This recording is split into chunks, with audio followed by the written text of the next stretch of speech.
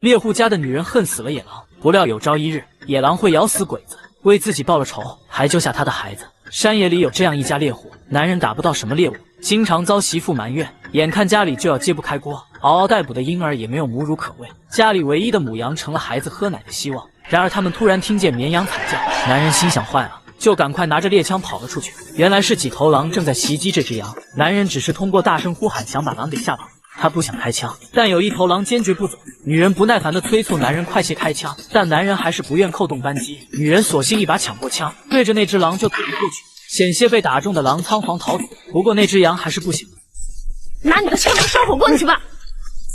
我是怕在家门口打狼，狼日后来报复。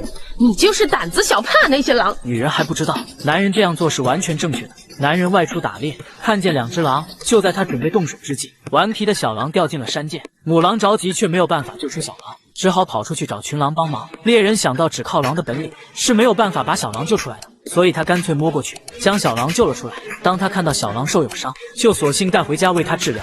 此时正有几头迷路的鬼子朝他家的方向摸去，而找不到小狼的大狼们也顺着气味转了过来。刚刚指责过男人的女人看到几只大狼后吓了一跳，男人也小心翼翼地将小狼抱出去，让大狼知道他是为了给小狼治伤。几只大狼明白了猎人的意思后，纷纷离开。之后猎人家门口时常会放有被咬死的兔子，是想报答猎人救治小狼的恩情，而小狼还干掉爬向婴儿的毒蛇。女人看到狼还能知恩图报，甚感欣慰。小狼痊愈后，依依不舍地跟着大狼离开了猎人的家。然而没多久，这只小狼就被迷路的鬼子给抓住，成了鬼子的口粮。面对鬼子的机关枪，群狼们知道不是他们的对手，只好选择离开。但这个仇是一定要报的。迷路的鬼子找到一个猎户家，逼他们将家里的存粮都拿出来供他们吃喝，然后拿女人威胁她的丈夫，再去给他们找来更多的粮食，并带他们离开这座山林。一头鬼子刚随男人离开去寻找粮食，另一头鬼子就对女人动手动脚。不甘心的女人坚决反抗，却被第3头鬼子一枪打死。此刻的男人还不知情，他知道不可能找到什么粮食，就索性打晕了跟随自己的鬼子，将其绑起来后就拼命往家赶去。而半路却看到了死去的妻子，悲愤的男人拿起鬼子的枪冲回家要找鬼子报仇，不料鬼子却拿孩子威胁自己，所以也不得不听从他们。但男人却不想带鬼子走出森林，他反而带着鬼子走进狼群经常出没的地方。为了能引起狼群的注意，他狠心抓了孩子一把。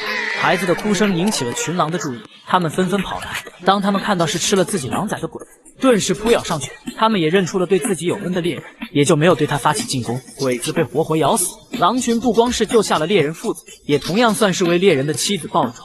狼作为野兽，尚且知道知恩图报，而作为人类的鬼子却是恩将仇报，连禽兽都不如。作为人类文明倒退的代表，如果再继续这样一错再错，那么他们就没有在蓝星上存在的必要。